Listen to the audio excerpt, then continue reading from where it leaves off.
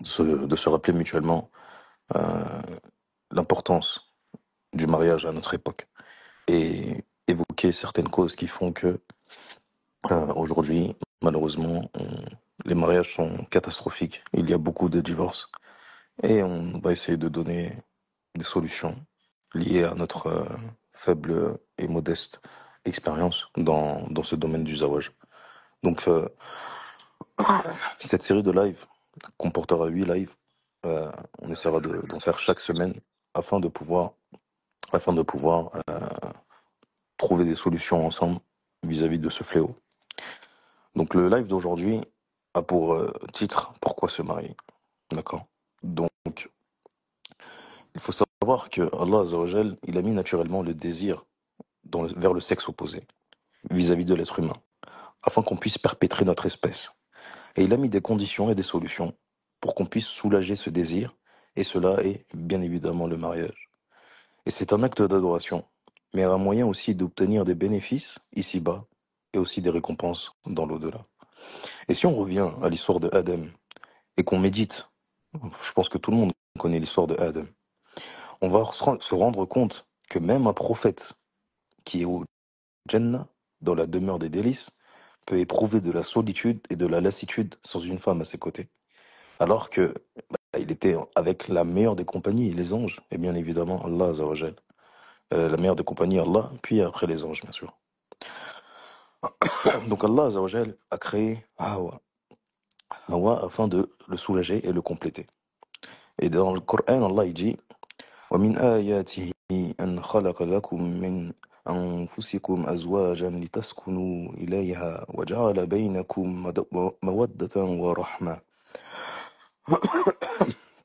Et donc, dans la traduction dans les sens, et parmi ces signes, il a créé pour vous, de vous, ou de vous pour vous, des épouses, afin que vous trouviez auprès d'elles de la tranquillité.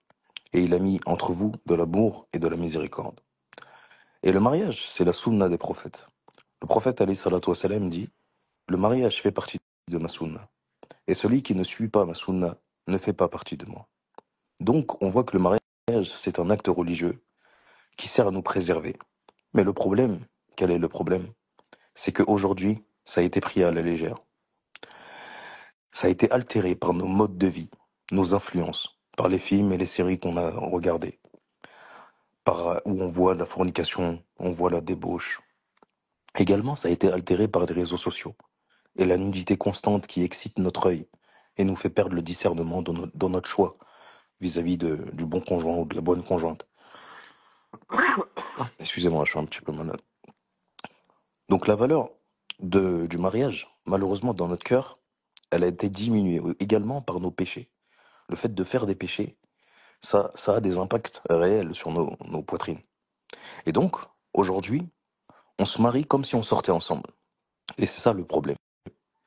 Chez les non-musulmans aussi, si on regarde, le mariage, il a perdu de sa place. Dans le monde occidental, avant, il était impossible qu'on voyait des chrétiennes et avoir des relations hors mariage.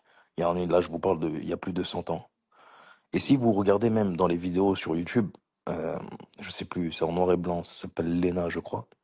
Vous verrez que quand les femmes occidentales, chrétiennes, elles parlent du mariage, de la place de la femme, vous allez voir une dichotomie, un contraste parfait et grand avec les femmes d'aujourd'hui.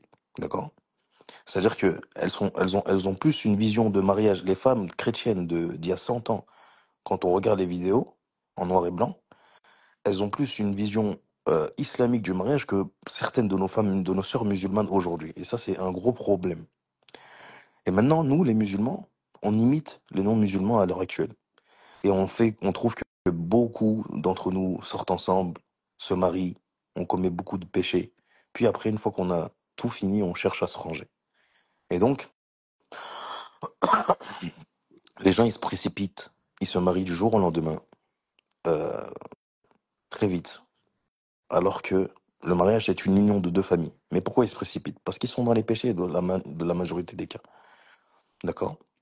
Donc, certains vont dire oui, vont se dire comme contre-argument, oui, mais chez les salafs, les gens, ils se mariaient vite également.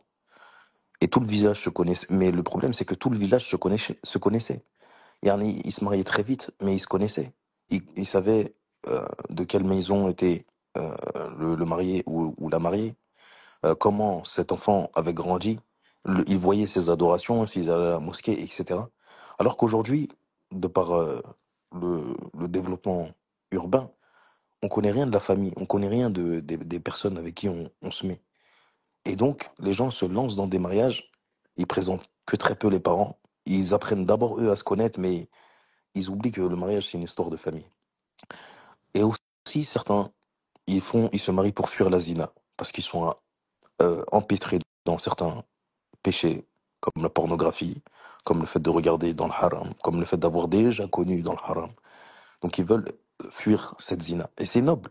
Mais le problème, c'est que quand c'est notre seul objectif et on voit pas tous les maqasid, yani, les tenants et les aboutissants du mariage, ça peut être problématique. Donc il faut revenir à la religion et aimer comme Allah euh, veut qu'on aime, pas avoir un amour euh, décrit ou défini par ce qu'on a pu connaître dans notre vie avec les films et les séries, etc. Et maintenant, on va passer au point 2. C'est que les gens, ils ont généralement des mauvaises raisons pour se marier. Certains, ils veulent fuir la solitude. Ils sont, ils n'ont pas d'autre envie que de se marier pour avoir une personne avec qui parler, etc. Ils veulent se marier pour remplir un vide. Ou alors peut-être par pression sociale. Par exemple, une sœur qui va se dire, bon bah, j'arrive à 25 ans, je me rapproche, ou j'ai 28 ans, je me rapproche de la trentaine. Dans ma communauté, c'est mal vu. On va se dire pourquoi elle n'est pas mariée, toujours elle, etc. Si je me marie pas, ils vont se dire que peut-être j'ai fait des choses et qu'il n'y a aucun homme qui veut de moi. Euh, il y a plein de mauvaises raisons. Il y en a qui se marient pour faire comme les autres. Se dire oui, bah, je suis marié, regarde, je me suis marié, j'ai aussi mon mari. Je me rappelle que il y avait subhanallah, il y a des années de ça, j'étais sur Instagram et il y avait un frère qui était marié. Il faisait partie des premiers qui s'affichaient avec sa femme. Il s'affichait, il se montrait quand ils allaient à la mosquée, des choses comme ça, etc. Et il y a plein de personnes, ils étaient suivis par beaucoup, beaucoup de personnes. Et il y a plein de personnes qui les idéalisaient.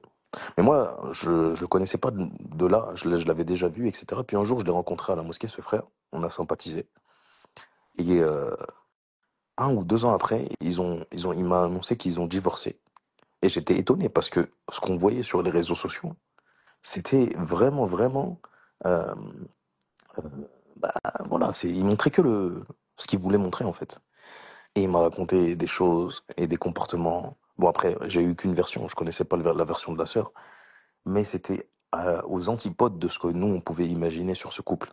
Donc les gens, ils ont des fantasmes de couple, euh, des couples goals sur Instagram, sur les réseaux sociaux, parce que sur les réseaux sociaux, les gens, ils vendent le bonheur, mais ils vendent pas la réalité. Et ça, c'est une réalité.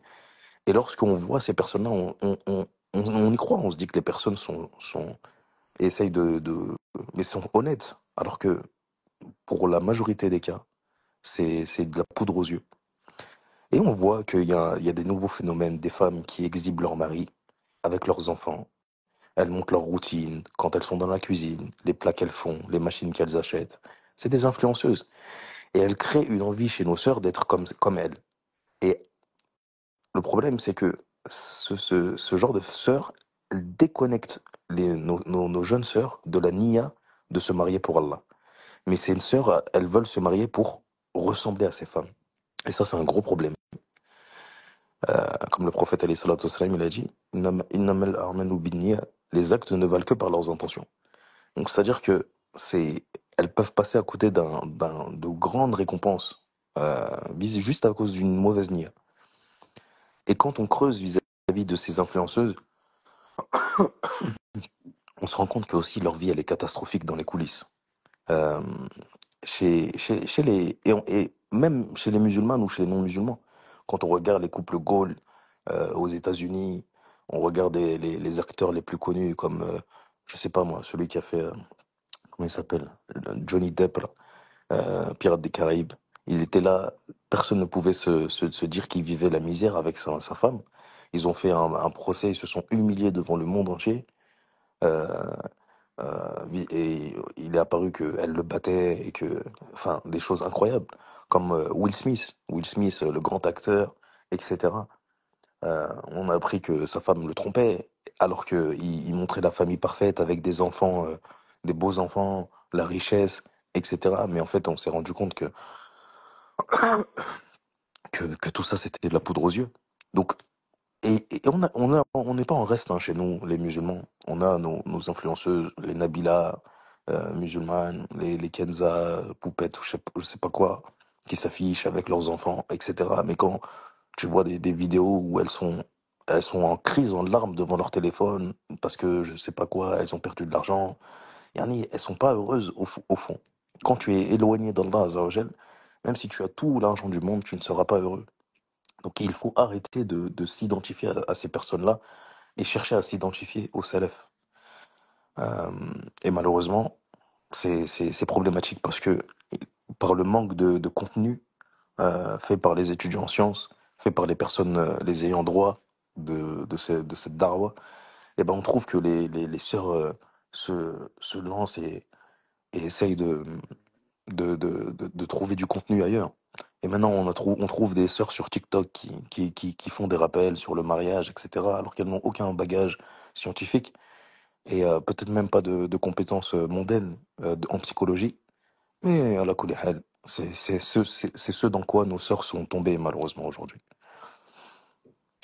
Et malheureusement, les gens ils savent pas trop quand se marier.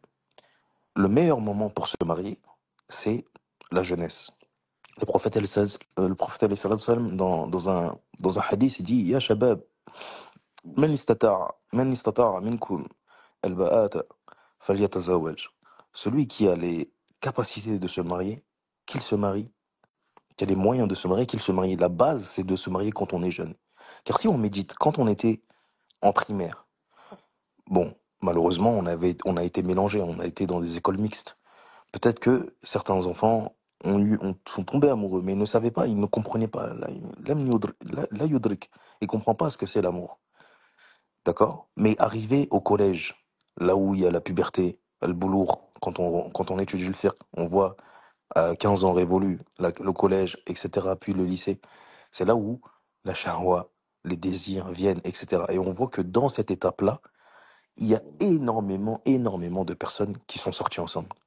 Et jusqu'à aujourd'hui, il est rare d'entendre que une sœur, en Europe, hein, je parle, une sœur ou un frère, hein, et arrive à 25 ans, 20 et dans toute sa scolarité, n'a jamais ne serait-ce qu'embrassé un homme. Ça, c'est rare. Ça, c'est très, très rare. Parce que, bah, il y a différents, on va dire, il y a un contexte qui fait que, voilà, la mixité, l'isolement, et puis le manque de religiosité, etc., qui fait qu'on a grandi dans ça, en fait. Et ça, c'est très problématique. Donc, le meilleur moment, c'est de se marier le plus tôt possible, lorsque les, les, la shahwa, elle vient. Mais le problème, c'est que la société, elle est faite de manière à ce que l'homme ne devient pas homme très vite. L'homme reste un enfant jusqu'à tard. Et la femme ne devient pas femme très vite, elle reste une adolescente jusqu'à tard. Si on retrouve les histoires des Sahaba, on voit que à des âges, il y en a déjà 15 ans, 14 ans, 16 ans, c'était des hommes. Ils se mariaient tôt, ils allaient faire des efforts dans le sentier d'Allah, ils allaient appeler à Allah Azzawajal. Yani, c'était des hommes très tôt. Mais malheureusement, la société dans laquelle on vit aujourd'hui, c'est tout le contraire.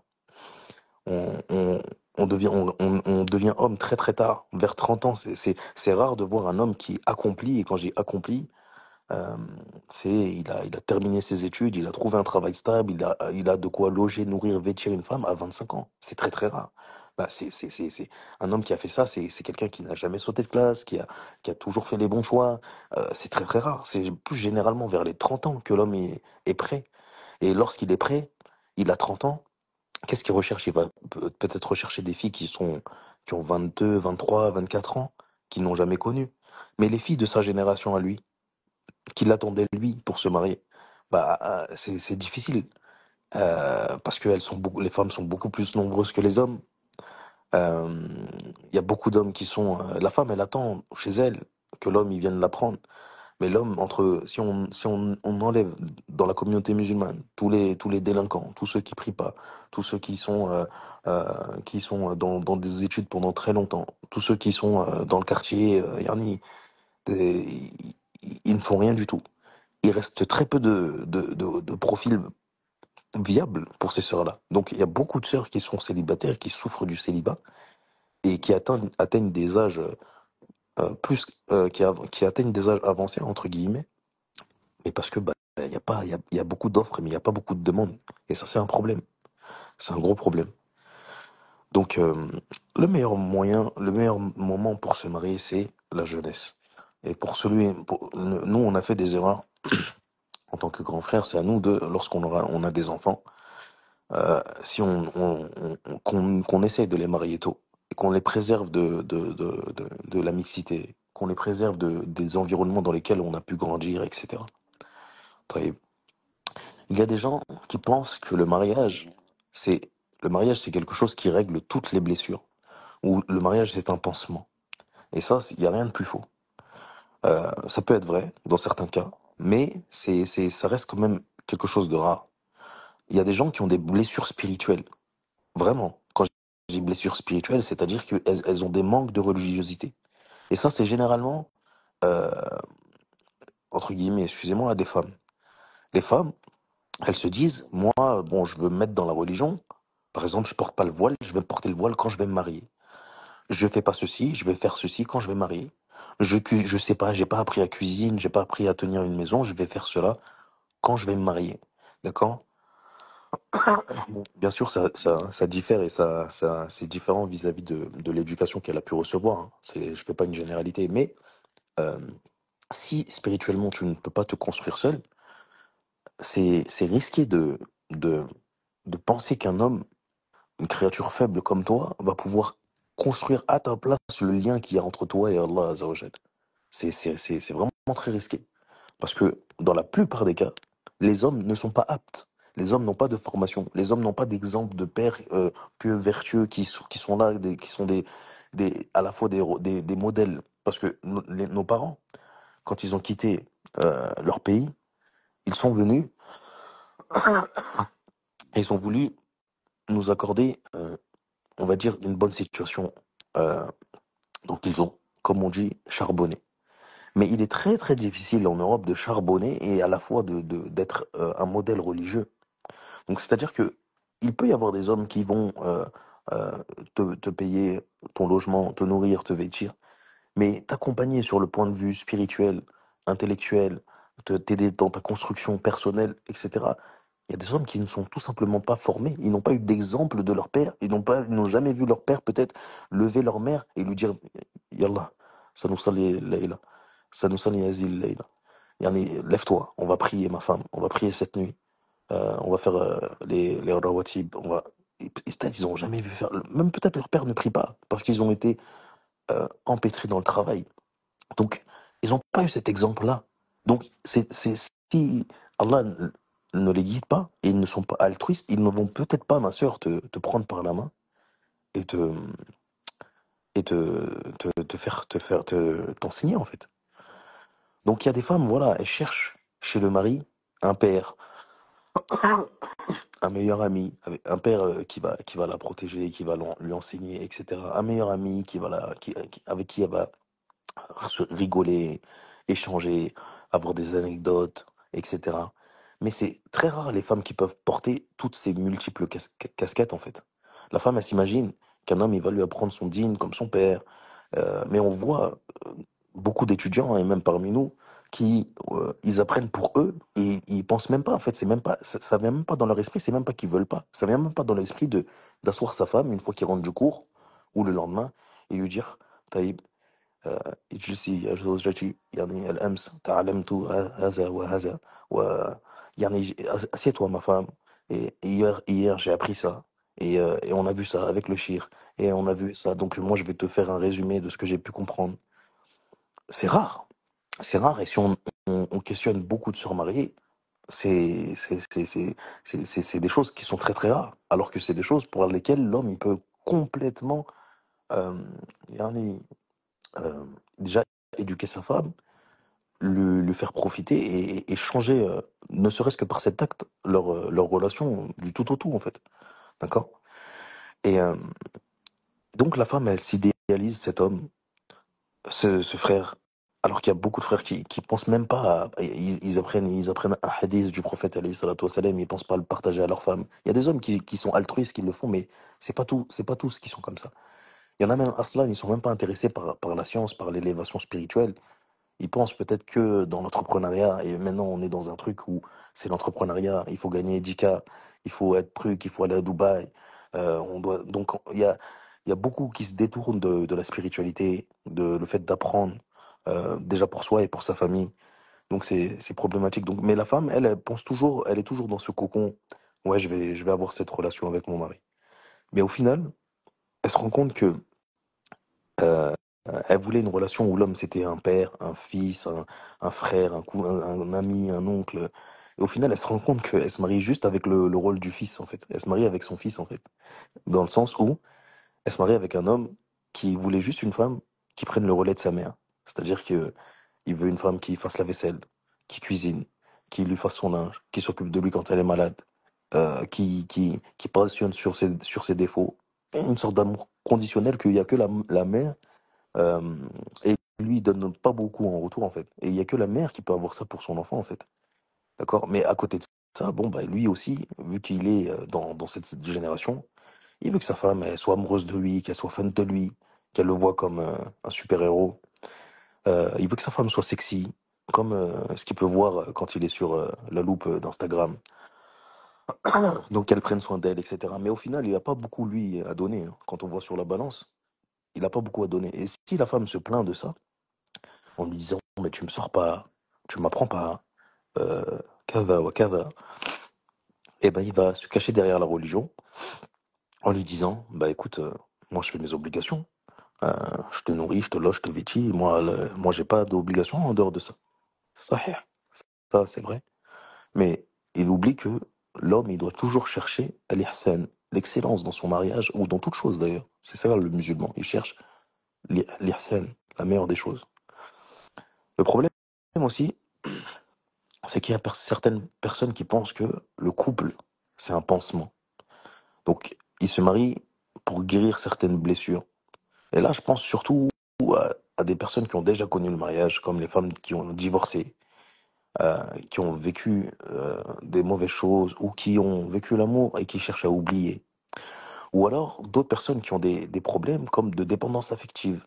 Il y a des personnes, il y a des sœurs, d'accord? Ou même des frères, parce que je vais vous en parler là. Ils ont des manques affectifs. Et ils génèrent un attachement toxique. C'est-à-dire que ils sont avec dans leur vie, dans leur passé, ils ont vécu des choses traumatisantes ou des choses il y en a enfouies en eux qu'ils n'ont pas forcément pu extérioriser ou mettre des mots dessus, ou même ne serait-ce que faire une introspection, qui fait que ils ont un problème de dépendance affective. Et lorsqu'ils se mettent avec quelqu'un, ils ont une sorte de trouble, un problème interne qui fait qu'ils ont une sorte de peur de l'abandon. Et ils ont un manque de tawakkul. Et donc ces personnes-là vont commencer à supporter l'insupportable. Des mauvais comportements, du rabaissement, de l'humiliation. Je sais de quoi je parle. J'ai beaucoup de personnes, moi, avec mon expérience, qui m'ont témoigné des choses abominables. J'ai même un ami proche, euh, ce frère-là, il fait tout, etc. Il supporte une femme, mais Allahu Akbar. Cette femme qui lui dit des choses, un jour, Allahu Akbar, elle lui a dit, vas-y, espèce de gros porc. Allahu Akbar. Yani, c'est des choses, et lui, quand tu lui dis, mais quitte, en fait, là, c'est une femme qui te manque de respect, comme à ce moment-là, c'est pas possible. Le musulman, il a une aïza, il a un honneur. Tu peux pas laisser ta femme. Le prophète, alayhi salatu wassalam, il y a un homme, il est venu, il lui a dit, ma femme, yani, sa bouche, là, elle me laisse pas tranquille, elle parle mal. Le prophète, sallallahu alayhi wa sallam, il lui a dit, bah, quitte-la. Il lui a dit, quitte-la. Cet homme, il lui a dit, non, mais il était amoureux, en fait. Un autre homme. Il est venu, il lui a dit, le prophète sallam, ma femme, yani, elle repousse pas la main des hommes. Dans le sens où, c'est pas genre les hommes la touchent, etc. C'est dans le sens où elle rigole avec les hommes dehors, si elle va voir. Elle a des comportements, elle a du tasahoul, yani, elle peut rigoler avec des hommes, ou si un homme il lui dit salam alaikum, orti, bah, elle va, elle dit alaikum salam, akhi, voilà, des choses comme ça. Le prophète sallam, il lui a dit, ben, lâche-la. Il lui a dit, mais je l'aime. Le prophète sallam, il lui a dit, bah, garde-la. C'est-à-dire, on se pense que dans le dîn, on peut tout accepter. Le prophète sallam, il a dit un secret à Hafsa, bint Omar, la fille de Omar. Elle l'a dévoilé, il l'a divorcé. Bien après, oui, Jibril il est venu, il l'a prise, etc. Je dis pas il faut vous divorcer à tout bas, etc. C'est pas ça. J'illustre ces propos, j'illustre tous ces propos afin de vous montrer que c'est pas tout qui est euh, euh, supportable ou excusable. Il y a des femmes qui se font battre, qui se font taper, mais juste parce qu'elles ont peur de l'échec, de l'abandon. Elles ont peur de se dire bah, qui je vais retrouver après, ou alors elles sont dépendantes affectives de cette personne-là, ou elles lui trouvent des excuses incroyables. Eh ben, elles vont patienter. Et ça, c'est des personnes qui ont des troubles. Et ça, il faut consulter. Il faut faire des introspections. Il faut essayer de se faire aider. Il faut parler avec ses parents, voir qu'est-ce qui ne va pas, parce que c'est destructeur. C'est destructeur. Ce genre de mariage, c'est destructeur. Il ne faut pas s'enfermer dans ce genre de mariage avec des personnes qui, subhanallah, ne vous donnent pas vos droits ou vous manquent de respect. Et ça, c'est des choses qui vont vous détruire votre foi. D'accord?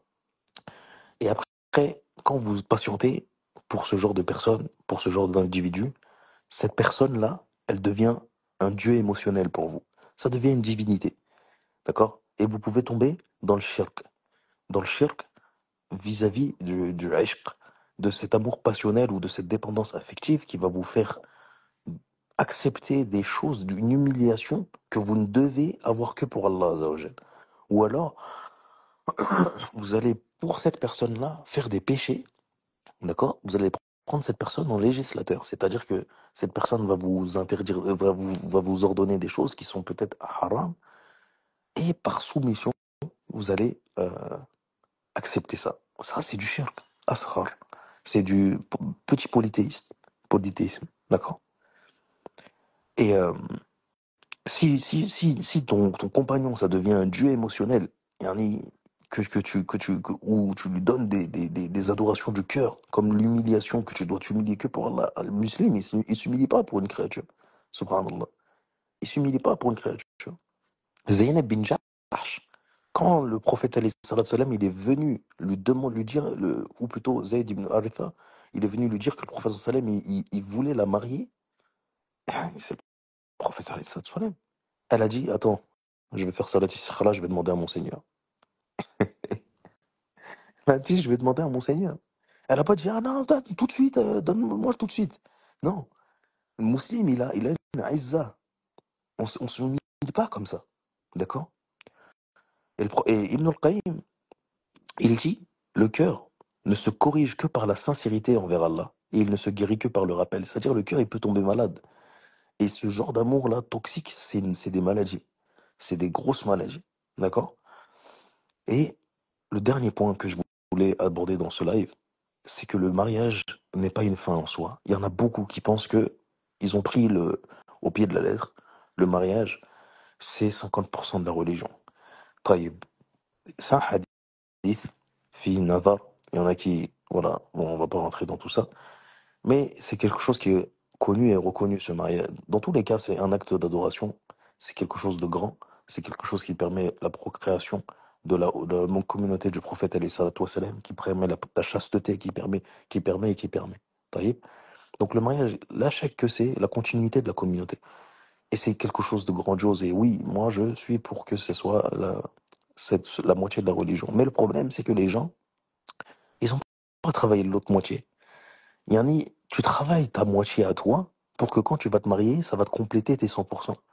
Mais toi, quand tu viens avec 1% ou 5% et tu te maries en pensant que ces 50% vont te sauver, alors que des fois, même la personne avec qui tu es en face, elle n'a même pas travaillé son pourcentage à elle, ça fait que vous êtes là, dans un mariage où vous avez quasiment pas de base solide religieuse, où vous êtes marié, vous ne cheminez pas vers là, vous n'avez pas une bonne nia, et vous n'avancez pas comme il se doit. Donc, se dire que le mariage, c'est une fin en soi, je vais me marier et je vais devenir pieux, je vais me marier et c'est là où je vais me mettre dans la religion à fond. C'est quand je vais me marier que je vais arrêter de regarder les trucs interdits. C'est quand je vais me marier que je vais arrêter de regarder les réseaux sociaux, les pectoraux, les torses et les bras des hommes, ou les formes et les cuisses des femmes qui sont sur ces réseaux-là. Quand je vais me marier, je vais supprimer les amis ou les sœurs avec qui je parle, ou les frères avec qui je parle sur Facebook ou sur des trucs comme ça. Taïb, c'est des fois, des choses que vous faites là, ça va revenir dans votre mariage.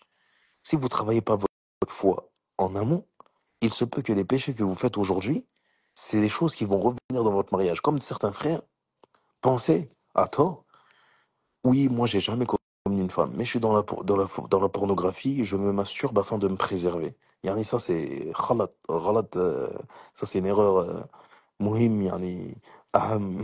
C'est une grande, c'est parmi les plus grandes et les plus importantes des erreurs qu'il y a, mais on en parlera euh, plus tard.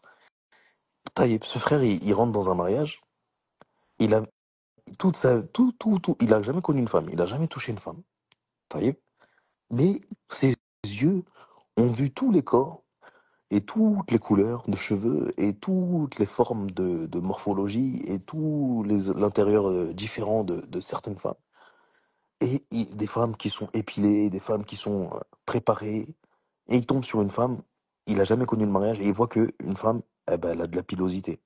Donc, si des fois, elle doit laisser repousser afin de pouvoir raser. Il voit les réalités d'une femme.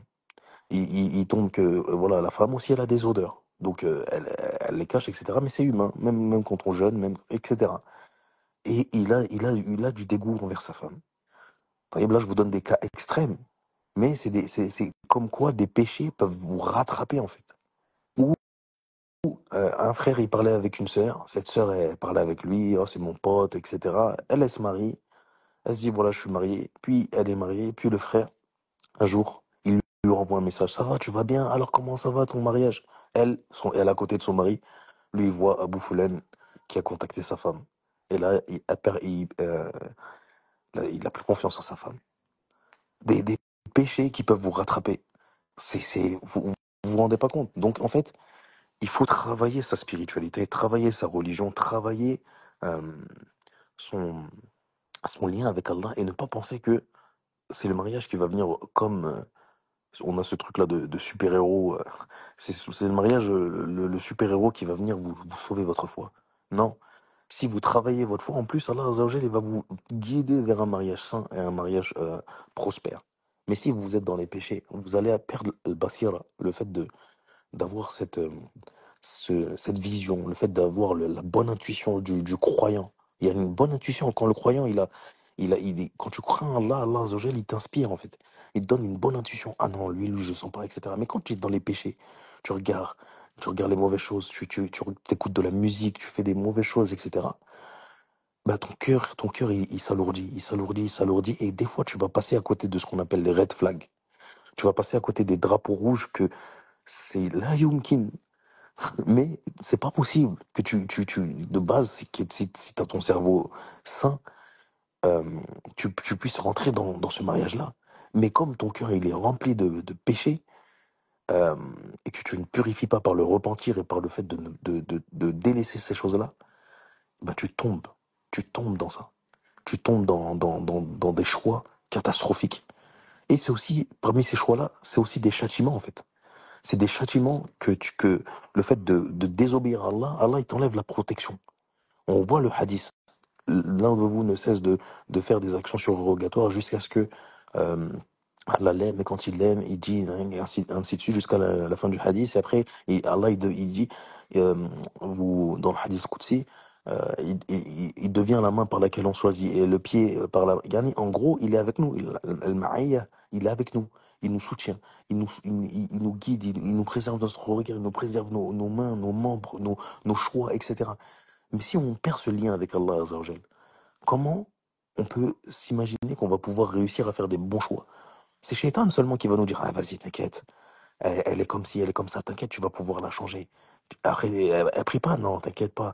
Toi, t'as vu, elle te trouve trop beau. Elle se donne à toi comme tu veux, etc. Non, t'inquiète, tu la maries, elle, t'inquiète pas, tu vas la changer. Ou l'inverse, elle arxe, bilarxe. Non, ce frère-là, il est pas comme ci, il est pas comme ça, il parle avec des femmes, mais toi, t'inquiète pas, euh, toi, tu vas le changer. Il y en a des choses, et après, tu rentres dedans. Tu rentres dedans, et après, ben, c'est la catastrophe, t'es en prison. Donc, plus tu vas craindre Allah Azzawajal, plus tu vas pouvoir euh, discerner les red flags. Les red flags, parce que tout le monde voit les red flags. C'est un terme populaire en ce moment. Tout le monde voit qu'il y a quelque chose qui cloche. Il y a anguille sous roche. Tout le monde voit ça. Mais qu'est-ce qui fait que la personne ne tombe pas dans ça? C'est la piété. C'est le fait qu'Allah il préserve. Si Allah ne te préserve pas, tu vas tomber. Mais pour qu'Allah te préserve, il faut que tu préserves. Préserve Allah, Allah il te préservera. Ça, c'est dans les hadiths. C'est dans la sunna. Si tu préserves pas Allah, Allah il va te laisser seul à ton, à ton sort, en fait. Il y a des du'as dans les afkars et tout. On te dit, tu dis à Allah, ne me laisse pas seul à moi-même, ne serait-ce que le temps, tarfatul ayn, yani le temps d'un clin d'œil. Tu demandes à Allah, le prophète sallallahu alayhi wa sallam te dit de demander à Allah de ne pas t'abandonner, ne serait-ce que le temps que tu clignes les yeux. C'est que forcément, euh, si tu abandonnes Allah, Allah, il va te laisser. Et donc, même si tu vois 1 million de red flags, tu vas tomber. Parce que tu es loin d'Allah.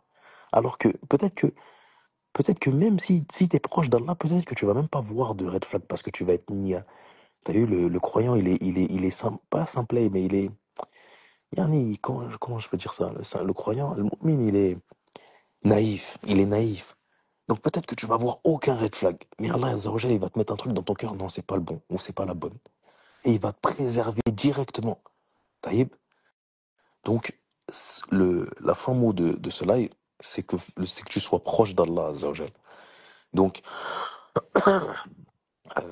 si on doit résumer ce premier live, c'est que le mariage, c'est quelque chose d'important. Mais malheureusement, il a perdu de sa valeur, de par les péchés, de par notre société, etc. On fait n'importe quoi. On suit des modèles qui ne sont pas nos modèles, qui ne devraient pas nous influencer dans quoi que ce soit, mais on les suit inconsciemment. Et, euh, et on oublie la base du mariage, que c'est une adoration qu'on doit vouer à Allah, et on doit chercher de par cela à se rapprocher de lui. D'accord? Euh, le fait que, justement, on doit se préparer en amont. Le mariage, on doit savoir pourquoi. Les gens, ils pensent directement à comment se marier. Mais pourquoi vraiment te marier? Qu'est-ce que tu veux dans ta vie? Qu'est-ce que tu veux accomplir? Comment tu veux vivre ta vie? Sur quoi tu veux mourir? Comment tu vois ta famille? Tu dois penser au pourquoi. Et tu dois trouver le plus de pourquoi. Et répondre à ces pourquoi. Et après, tu chercheras le comment. Mais aujourd'hui, un désir, non, comment je vais me marier? Il faut que j'aille sur un site, Zawashunna, il faut que j'aille sur truc, etc. Moi, j'ai fait ce site uniquement, je savais même pas que j'allais faire ce site, d'accord? Mais j'ai fait ça pour aider les gens, pour que ce soit min bab darura, le fait que ce soit le moindre mal. Moi, je cherche pas à ce que, j'aimerais que les gens reviennent à la méthode ancienne, mais maintenant, malheureusement, avec le manque d'entraide, les réseaux sociaux, toutes ces mauvaises choses, etc. La base, c'est devenu de chercher sur Internet, de parler sur un truc, etc. Donc c'est pour ça qu'on a fait ce projet. Mais c'est pas la base. Donc cherche pas le comment directement. On va pas chercher le comment. Cherche le pourquoi. Pourquoi tu dois te marier? Pourquoi tu veux te marier? Qu'est-ce que tu veux accomplir? Comment tu veux te rapprocher? À quoi ce mariage va te servir? Comment ça peut être une porte pour que tu rentres au Jannah? Comment ça peut être une porte pour que tu sois meilleur dans ce bas monde? Si Allah Azzawajal te donne des enfants de ce mariage, comment tu vas les éduquer pour que ce soit des musulmans et non des personnes qui sont des ennemis d'Allah Azzawajal, et ainsi de suite. D'accord? Et travaille travaille-toi, construis-toi. Que tu sois un homme, que tu sois une femme, construis-toi. C'est pas juste donner les droits basiques. Un mariage, c'est toute une vie, c'est de la passion, c'est des épreuves, c'est beaucoup, beaucoup de choses. C'est pas juste, oui, bah, je peux nourrir et loger, la vêtir, mais donc je suis prêt à me marier. Et le jour où tu vas, il y a un frère. y a pas longtemps, on m'a dit qu'il y a un frère, subhanallah, il s'est disputé avec sa femme, et c'est un étudiant en sciences. Et sa femme lui a dit, mais toi, t'es un fou, toi. Taïb, elle a pas parlé comme ça. Ça, c'est. Il n'y a pas de doute. Et lui, il a regardé, et il lui a dit, t'es divorcé. Taïb, lui, il n'a pas accepté que sa femme, elle lui manque de respect. Bien évidemment, la femme, elle n'a pas à manquer de respect à son mari. Le mari, الرجال قوامون على النساء. Les hommes, ils ont autorité sur les sœurs, sur les femmes, astaghfirullah, sur les femmes. En raison de ce qu'il dépense, etc., comme bien, il s'occupe d'elle, il la préserve, c'est sa princesse, une femme musulmane. Normalement, si un homme il est juste, c'est ça, c'est une princesse, elle travaille plus, elle est déjà à la retraite en fait, elle est juste dans son foyer. Yani, quand je dis elle travaille plus, il y a le travail de la maison qu'on sous-estime nous beaucoup les hommes et que nous on pourrait même pas faire, mais de manière générale, elle sort pas pour aller se mettre devant un patron, elle sort pas pour aller travailler et garder et dépenser pour une famille, non. Vous voyez. Donc l'homme, vis-à-vis de toutes ces choses-là, il a autorité sur sa femme. Mais donc il arrive que des femmes, bah, on n'est pas grandi à l'époque des sahabiyat, des femmes de France, elles ont la bouche, elles répondent. Celui qui n'a pas de patience, comment il va faire? Et ce frère, il a fait ça. N'a-t-il pas pensé au prophète alayhi salatu wassalam, quand Aïcha elle est venue devant ses invités, elle est devant des hommes, elle a cassé des assiettes. Je sais pas si vous vous rendez compte. Et je fais ce rappel à moi-même en premier, parce que je suis un homme avec un caractère, etc. Mais, yani, imaginez votre femme devant des frères comme ça, elle vient, elle casse des plats. Taïb, le prophète sallam, il a dit, votre mère a été jalouse. Et il a ramassé. Et il a échangé le plat qu'elle a cassé. Nous, voilà, une femme, elle nous parle mal. On lui met un coup de pression, on lui crie dessus, etc. C'est pas des bons comportements, les frères. Donc, c'est pas juste, le mariage, c'est pas juste donner les droits, c'est éduquer, c'est une éducation, c'est une école.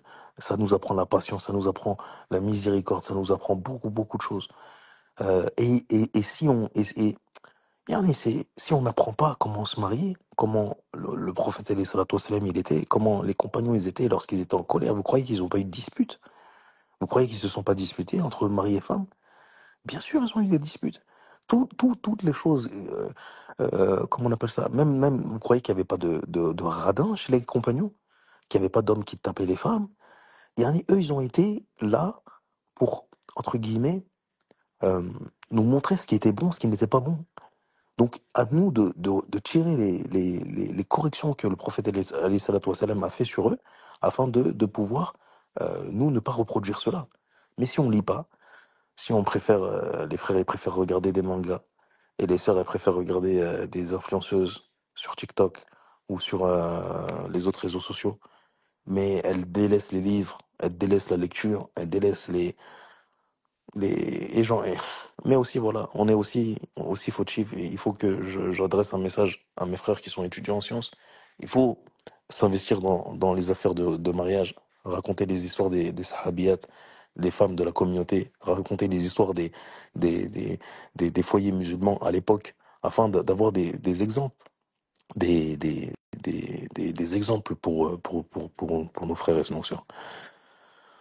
Wallahu a'lam. Donc je pense que j'ai à peu près euh, traité traité les sujets là de ce premier live.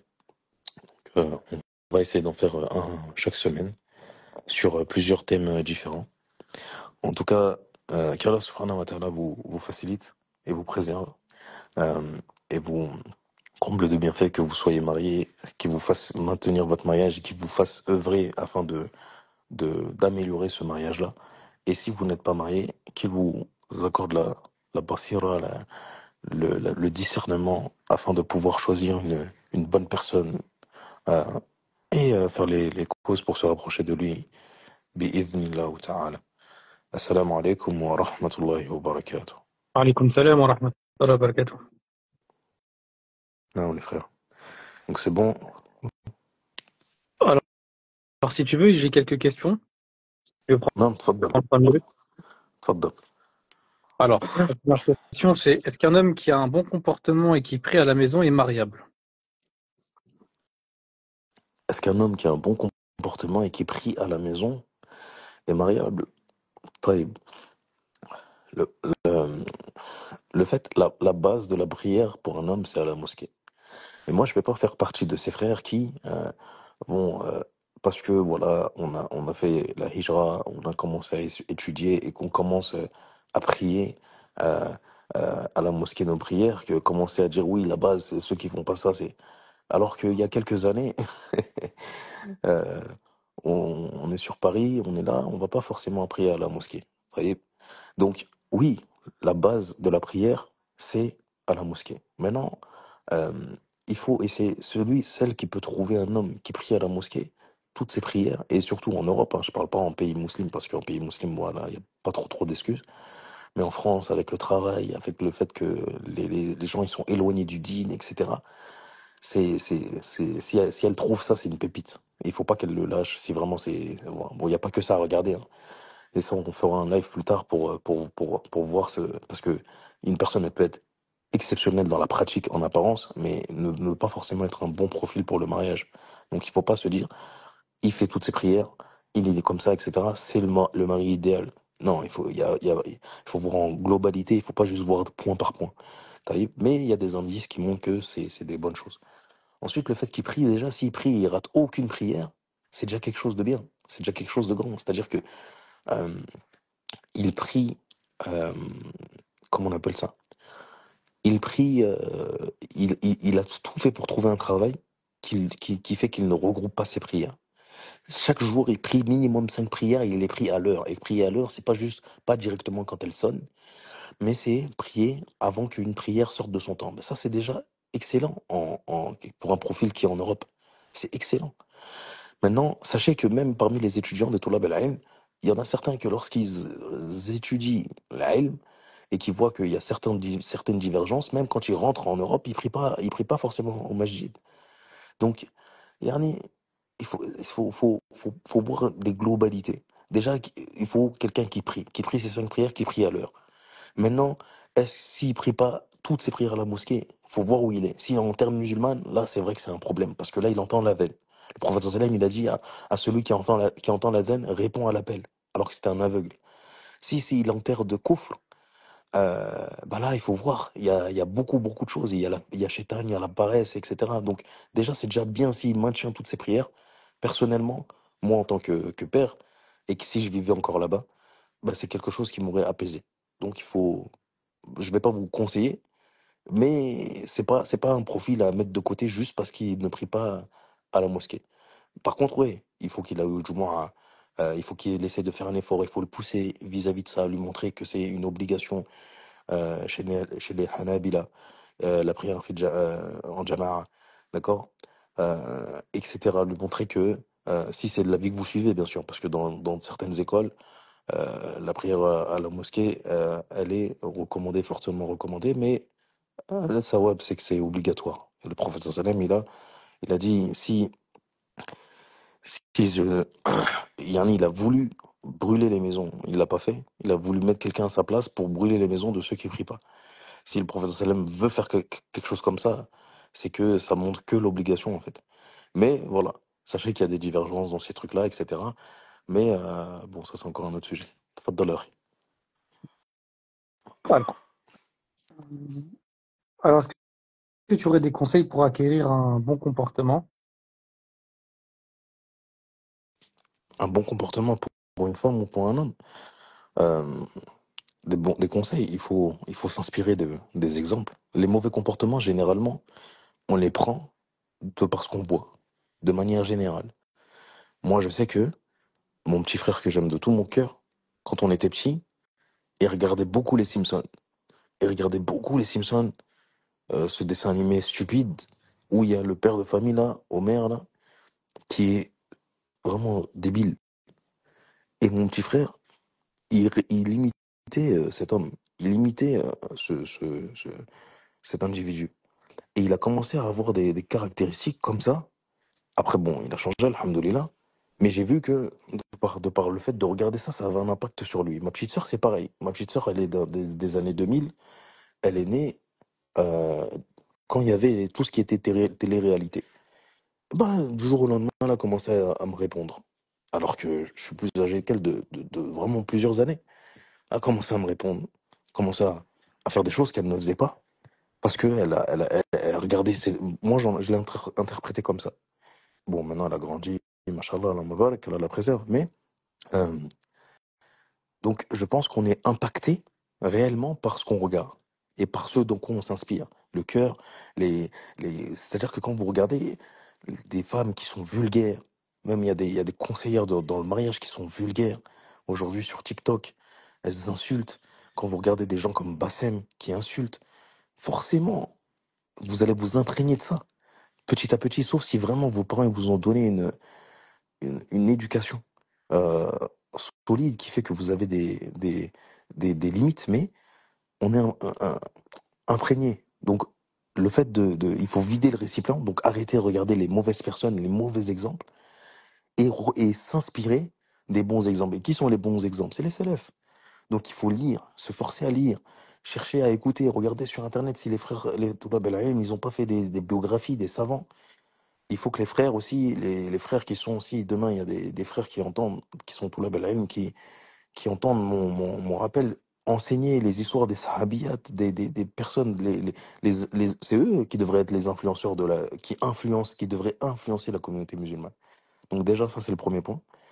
Second point, tout le temps faire le djihad, tout le temps djihad neuf, hein, bien sûr, tout le temps, parce que voilà, aujourd'hui, on peut plus rien dire. Tout le temps faire ce combat, cet effort contre son âme. Tout le temps combattre ses passions, ou se dire que Allah Azza wa Jalla, il nous regarde, se mettre en défi. Il y en a qui arrivent à faire des choses plus difficiles que changer des mauvais comportements. Ils arrivent à perdre vraiment beaucoup de kilos, ils arrivent à apprendre des choses par cœur, ils arrivent. Yani, il faut, il faut, il faut être constant, tout le temps, tout le temps, tout le temps, et demander l'aide d'Allah aussi. Bon, ça c'est plus d'un live, et lire des livres de Ibn al-Qayyim, des livres de spiritualité, des livres de comportement, de voir comment les salafs étaient dans le comportement, beaucoup lire, voir comment le prophète sallam il réagissait. Des gens ils venaient, ils l'insultaient. Un jour il était assis avec Abou Bakr, des gens ils viennent, ils l'insultent Abou Bakr, au début il parle pas. Après Abou Bakr, il répond parce qu'il supporte pas que son meilleur ami il se fasse insulter. Le prophète sallam il se lève et il part. Abou Bakr il comprend pas, il le rattrape et il dit mais pourquoi quand j'ai répondu t'es parti? Il a dit il y avait des anges qui répondaient, mais comme dès que tu as commencé à répondre, de ce que je me souviens, ils sont partis. Subhanallah. Se dire que cette vie, elle est éphémère, en fait. Et que demain, on peut se faire châtier très fortement par ne serait-ce que une mauvaise action ou une mauvaise parole, à se rappeler, être constamment dans le rappel. Si tu es tout le temps dans le rappel, tu vas pouvoir t'améliorer. Mais si tu laisses un seul jour que tu n'es pas dans le rappel, que ce soit par la lecture, par l'écoute, par la mise en pratique, par la méditation, bah, Shaitan, il va gagner. Ton nafs, il va te perdre aussi. Tfaddal, akhi. Alors, c'est la dernière question. Si après la prière de consultation, on ressent rien, on voit rien de bloquant chez le prétendant, mais on n'arrive pas à décider par peur de faire le mauvais choix, que conseillez-vous? Ne pas laisser les west vous bloquer. Il y a beaucoup de personnes qui ont mal compris la prière de consultation. La prière de consultation, on l'a fait lorsqu'on a décidé de faire une chose. On l'a fait et puis après on se lance dans cette chose. Il y a des personnes qui voient comme je disais tout à l'heure, des red flags. Ils voient que c'est pas du tout quelque chose de recommandable, pas un bon profil du tout, mais il fait qu'en prière de consultation. Puis après, s'il fait un rêve, il va se dire, ah bah peut-être que c'est bon, et il se lance. Ou alors d'autres personnes, ils voient que tout est bien, il a fait son enquête, etc. Ou inversement, elle a fait son enquête. Elle fait la prière de consultation. Elle fait un rêve qui n'a rien à voir avec lui, mais elle fait un cauchemar cette nuit-là. Et elle se dit, ah ça c'est un signe. Et elle abandonne tout, elle l'abandonne directement. Il faut apprendre sa religion. C'était pas comme ça que les salafs. On n'a pas le prophète Youssouf à avoir des rêves. des choses comme ça, etc. Il faut revoir comment les prophètes ils faisaient la prière de consultation. Et maintenant, euh, la prière de consultation, voilà, si la personne elle vous plaît physiquement, c'est très important à cette époque. Ensuite, religieusement, et quand je dis vous plaire, c'est voilà, c'est de pas non plus aller dans l'exagération, voilà. Religieusement, la personne vous convient. Ensuite, vous avez les mêmes projets, vous avez questionné sur son comportement, vous avez la même vision de la vie, sa famille, vous avez vu, vous avez fait des rencontres avec sa famille, vous voyez que c'est une personne d'une bonne famille qui est assez équilibrée, pour ceux qui ont une famille musulmane par exemple, ou que si la personne n'a pas une famille qui est équilibrée, que cette famille n'a pas impacté sur son identité, sur sa personnalité, sur toutes ces choses-là. Par exemple, c'est le seul de sa famille qui est à fond dans la religion et il est un peu mis de côté parce que bah, il est comme ça. Bah, c'est bien. Vous voyez. Donc vous avez vu toutes ces choses-là. Votre famille, vous avez présenté à votre père. Le père, il a parlé avec lui. Il voit que c'est un bon profil pour sa fille. Votre mère, elle est... Généralement, les mères, elles ont plus de vision, de sixième sens, d'intuition que les pères. Euh, Vous avez présenté à votre mère a dit c'est un bon profil, etc. Ah, bah, après, là, pourquoi vous faites Salat Israël là, vous devez vous marier. Vous avez coché toutes les cases. Faut pas laisser assieds-toi, assieds-toi. Faut pas laisser le shaitan jouer avec vous. Taïb. Donc voilà. Barakallahu fik, akhi. Wafik Barakallah. C'était la dernière question. Oui. Jazakallahu khair. طيب نعم.